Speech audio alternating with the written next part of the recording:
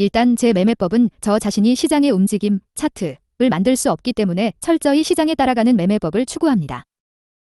2. 시장의 흐름을 따라가는 방법으로 선택한 게 물타기, 롱 포지션일 때 평단가 낮추기, 매매법입니다. 이는 시장이 오를지 내릴지 알 수가 없고 특별히 예측하기도 쉽지 않기 때문에 그저 담담하게 시장의 흐름에 순응하는 매매법을 찾게 된 것입니다.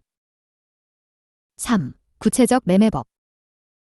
우선 가격이 상방인지 하방인지 선택. 시장은 어차피 우상향이기 때문에 상방이 유리합니다. 숏은 선택하지 않기 때문에 거의 항상 상방을 선택하여 진입합니다. 진입할 수 있는 시드 중 최소 진입 수량 BTC USDT 기준 0.002 BTC으로 어느 때든 진입합니다.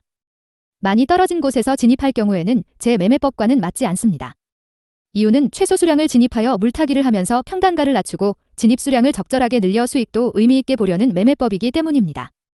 진입하자마자 쏘면 그냥 포지션 바로 정리하고 다시 재진입합니다. 제 매매법은 물타기 매매법이라 최초 진입 후 하방으로 빠지는 게 좋습니다. 그래야만 분할 매수, 물타기로 평단가를 낮출 수 있고 진입 수량이 적절해져야 수익도 의미가 있게 될 것입니다. 0.001을 진입했는데 시장이 상방으로 계속 올라갈 경우에는 적절한 시점 40x 기준 6% 수익의 포지션을 정리하고 다시 재진입합니다. 0.002 진입 후 시장이 급격히 하방으로 움직이면 시장가로 이거 수수료 아낀다고 지정가하면 안 됨 0.002 추가 물타기를 합니다. 그러면 진입 수량은 최초 진입 시의 2배가 되었을 것이고 평단가도 많이 낮아졌을 것입니다. 저는 주로 1 진입 수량, 추가 진입 수량로 지속적으로 진입하는 타입이지만 1, 2, 1, 3, 1, 4등이나 1시분 5등으로 성향에 따라 시장의 흐름에 따라 적절히 조절할 수 있다고 봅니다.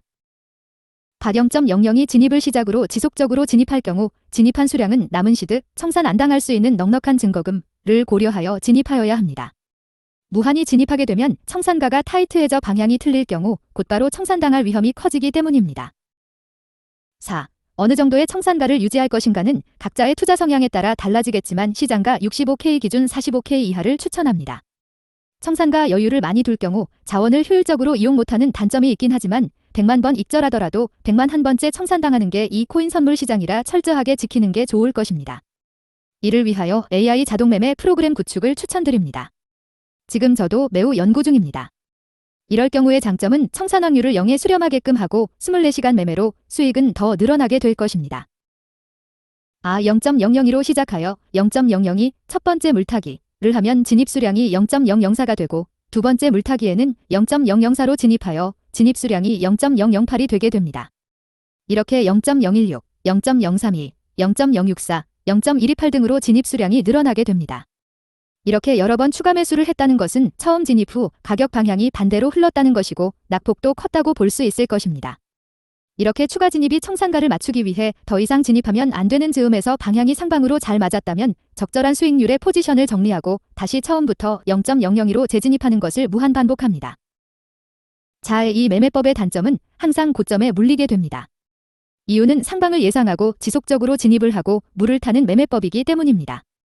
방향이 틀리게 될 경우에는 청산가를 관리하면서 진입한 수량, 풀시드이 잠기게 되는 단점도 있습니다. 하지만 기다리다 보면 시장의 힘으로 탈출, 언제일지 모르고 장시간 물림을 할 수 있게 되거나 추가 물타기, 겨유 시드가 충분해야 가능, 청산가 확보를 위한 시드를 무리하게 물타기 진입용으로 사용하면 필패함로 좀 더 빨리 탈출할 수도 있습니다.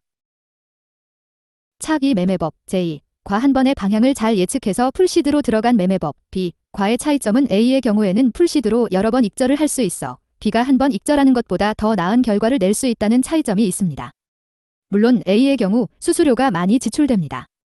제 경험으로 보면 수수료가 익절한 수익의 50%가 될 때도 있었습니다. 적은 수익 40x 기준 6%의 포지션을 정리하게 되면 이런 결과가 나오지만 40x 레버리지로 30% 정도 언저리에서 포지션 정리를 할 경우에는 수수료가 익절가의 20% 정도 차지하게 되었습니다. 여유가 되면 제가 실제 매매하는 영상을 녹화하여 여기에 공개하도록 하겠습니다. 그때 시장이 상방이어야 하고 진입 후 적절히 하방으로 움직여주면 꽤 괜찮은 수익이 난다는 것을 알 수 있을 것입니다.